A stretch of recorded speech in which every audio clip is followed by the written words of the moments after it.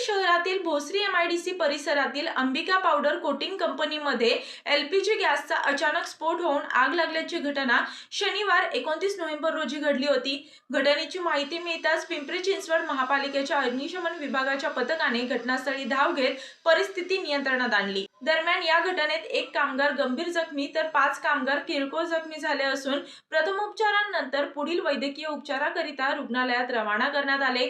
सुनील कुमार हा गंभीर जखमी झाला असून दाऊ कुमार, सुड्डू जयस्वाल, सूरज जाटो, राहुल कुमार आणि रोहित कुमार हे किरकोळ जखमी झालेत। शनिवारी दुपारी 3:45च्या सुमारास कंपनीमध्ये अचानक मोठा स्फोट होऊन आग लागली आणि स्फोटाच्या मोठ्या आवाजाने आणि आगीच्या उंच ज्वाला तसेच धूर पसरू लागल्याने परिसरात भीतीचे वातावरण निर्माण झाले। याबाबतची माहिती परिसरातील नागरिकांनी तातडीने अग्निशमन विभागाला दिली। घटनेची माहिती मिळताच मुख्य अग्निशमन केंद्र पिंपरी, नेहरूनगर उपअग्निशमन केंद्र आणि भोसरी उपअग्निशमन केंद्र येथील पथके तात्काळ घटनास्थळी दाखल झाली। अग्निशमन विभागाच्या पथकाने परिस्थितीचा आढावा घेत जलद गतीने बचाव कार्य सुरू केले।